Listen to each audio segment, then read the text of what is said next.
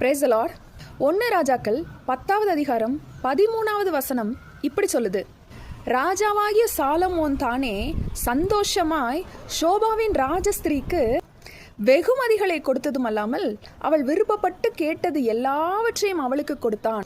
பின்பு அவள் தன் பரிவாரங்களோட தன் தேசத்துக்கு திரும்பி போனாள் அப்படின்னு வசனம் சொல்லுது. சாலமோன் ராஜா ஆட்சி செய்து கொண்டிருந்த காலத்துல ஷோபா அப்படிங்கிற ஒரு ராஜஸ்திரீ அவரை பார்க்கறதுக்காக வரா. அப்போ அந்த ராஜஸ்திரீ அந்த ராஜாவுடைய எல்லா ஞானத்தையும் பார்த்து மிகுந்த சந்தோஷத்தோடு அந்த ராஜாவை புகழ்ந்தா. அப்போ அந்த ராஜா அவளுக்கு கேட்டது எல்லாவற்றையும் கொடுத்தது மாத்திரம் இல்லாமல் நிறைய கிஃப்ட்ஸையும் அவளுக்கு கொடுத்து அனுப்புனாரு. எல்லா பரிவாரங்களோடும் அந்த தேசத்துக்கு திரும்பி போனான். இன்றைக்கு ஒரு உலக பிரகாரமான ராஜாவே அவரிடத்துல வந்த அந்த பெண்ணுக்கு வெகுமதிகளையும் கொடுத்து கேட்டதையும் அவளுக்கு கொடுத்து அனுப்புவாரானா, நம்முடைய கர்த்தராகிய தேவன் ராஜாதி ராஜாவா இருக்கிறார். அவர் சிங்காசனத்திலே வீற்றிருந்த ஆளுகை செய்கிற கர்த்தாதி கர்த்தர். அவர் சேனைகளின் கர்த்தர், ராஜாதி ராஜா.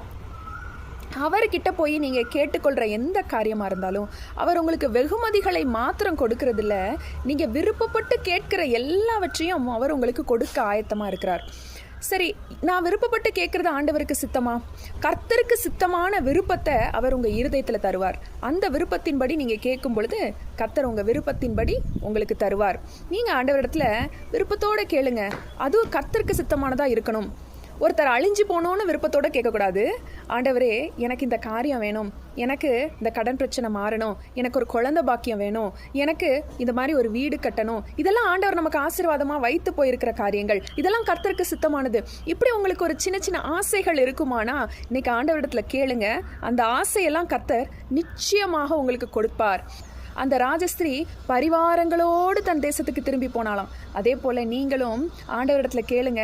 அவர் நிறைய பரிவாரங்களோடு உங்களை திருப்தியாக்கி உங்களை அனுப்புவார். கவலைப்படாதீங்க. உங்கள் விருப்பத்தை ஆண்டவரிடத்துல தெரியப்படுத்துங்க. கர்த்தர் நிச்சயமாக உங்கள் விருப்பத்தை உங்களுக்கு தருவார்.